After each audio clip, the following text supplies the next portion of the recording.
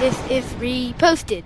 Today, we're joined by the Associate Dean of Scholarship and Innovation and Professor in the Division of Educational Leadership and Innovation, Dr. Punya Mishra. You can follow him on Twitter at Punya Mishra or visit his website, punyamishra.com. Thank you so much for joining us today. Oh, thank you so much for having me. That was quite a mouthful. I wasn't expecting you to throw the whole title in there. Well, sometimes we swing for the fences and sometimes it hits. Sometimes it lands flat.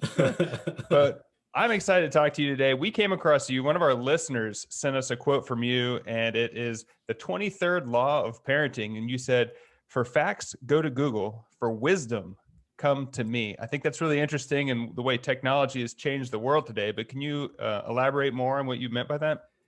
So a couple of things. The first is it's not that I have 22 other laws of parenting. So it was basically, I love prime numbers.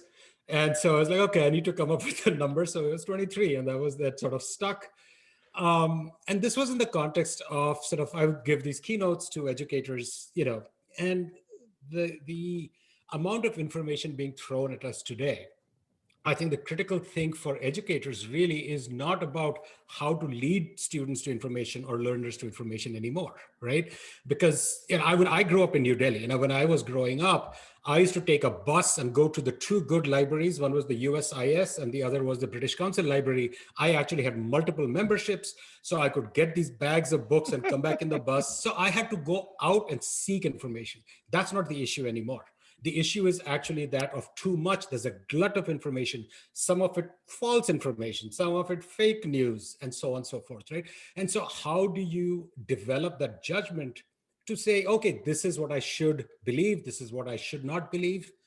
And so that was sort of, when I give these keynotes, I sort of made up this law, sort of 23rd law, but it sort of makes the bigger point that the issue is not about access to information. Issue is about judgment. Is it about wisdom? It is about checking your sources. It is about going and asking why, what was the intent of this person? Did they have an axe to grind?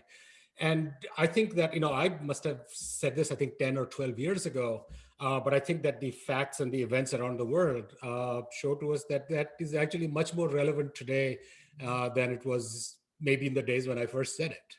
Okay, so all right, this is perfect because I got the middle ground of this statement you just made. First of all, thank you for telling me, because I probably spent 10 minutes trying to find your other 22 parenting tips. And now that you told me it's only 23, I can stop that search. So I sit with my son at the table while he does his work, and he'll always say, "Hey, Dad, how do you spell electroencephalograph?" And I'm always like, "Hey, why don't you just ask Google how to spell that so that I don't have to do it?" Yep. But I'm wondering if we're losing something there by him hearing it from my voice and learning it from me, person to person, as opposed to him just learning how to spell from the computer. So I think, that's a interesting question. Like, what do we gain? What do we lose when we switch one technology to the other? Clearly, some aspects are lost. But again, when I think about, one could also argue, yes, I think something is gained and something is lost in each of these. But again, the joke that I was sort of making was like, when print first comes along, everybody's like, "Oh, you are really not understanding words because you're not chipping them into a rock anymore." That's sort of the real way of accessing knowledge. The point is, what is it good? What is what good for? If I can Google, so be it. But that doesn't mean that I don't need to understand what the concept is. So understanding the concept and accessing the information, I think, are two different things. Do you think there's a level? Does that make sense? Oh, No, for sure. Do you think there's a level now with technology and trust? I think over the last year, I mean, you said this, I think it was 2012 is what I wrote. And clearly, hindsight, you were on the forefront of understanding this. Now I read a headline from a certain news outlet and I was like, I know which way this is going to go. I read it from a different outlet. I know which way it's going to go. And if it's something important to me, I'll read both the left and right side of political arguments. I mean, how do you develop trust in the news that you're getting now when so much can be disguised or there's an ulterior motive?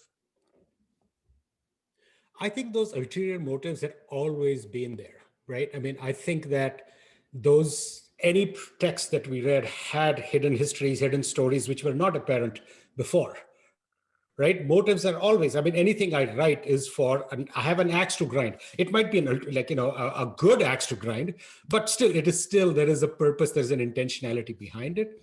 I think what has happened though, with the rise of social media and the access to information, is we have gone from sort of a print-based culture where we could go look up the information in a book. It was sort of static, it was there, to a culture which is much more like an ancient culture, which is like an oral culture, where it becomes who you believe, who is saying it, that becomes more important. And so our filters for determining that need to become so, because we start living in this little information bubbles.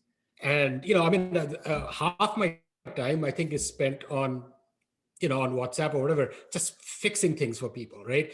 I mean, and it doesn't matter whether it's left or right. I mean, during the COVID, beginning of the COVID stuff, all this false stuff was happening. And I would be posting stuff from Nature and saying, listen, scientists have looked at it. It really was not created in a lab, blah, blah, blah.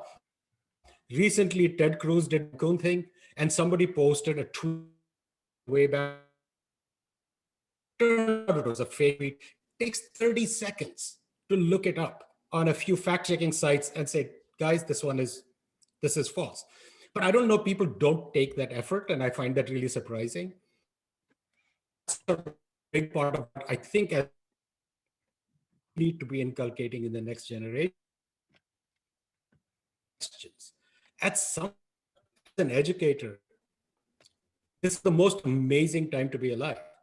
Never before has the amount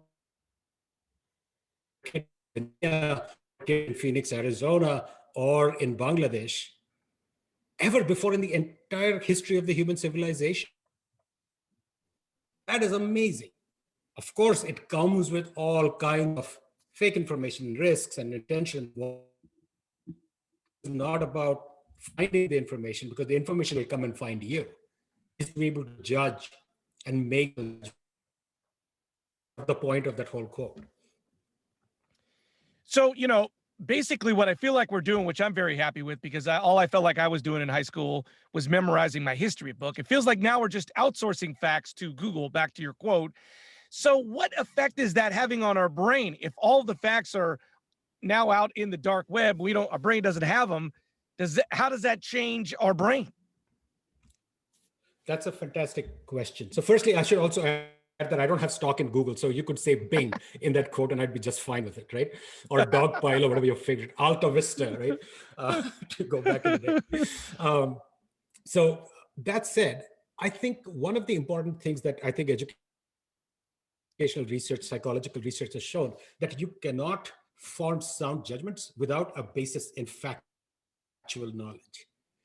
And so we really cannot export all our factual knowledge out into and say that Google has it. There has to be some basic knowledge that we need to have, on the basis of which we will make these judgments. So I think it is changing us. One thing for clear is attention spans are down, for sure. I know it's true for me. I mean, I can barely stick with doing one thing for more than 5 minutes before I have to check my phone or fidget or do something else. So it is having a difference. But again, also understand that our brains have been built over, of life of 4 billion years of evolution, of human civilization, only humans, of a couple of million years of evolution. So it's not a tool that can get very easily, broken just because of new technologies coming along. Of course, what we live in now is an attention economy. It is always trying to find attention. And that's where it's sort of hijacking certain aspects of our brain, where we get pulled into different things very, very quickly. So that I think some of these tools have been deliberately designed that way, right? Facebook does experiments to ensure that people will stay on its website. And I was reading this somewhere, that at any given moment, each one of us is at least a part of 60 different experiments that Facebook is doing. They'll change your feed tweak slightly. They'll change how this shows up to see how you behave. And I think those, are ways that these companies are hijacking certain predilections that we have, certain biases that we have. Wow. All from the point of view of eyeballs, right? Yeah.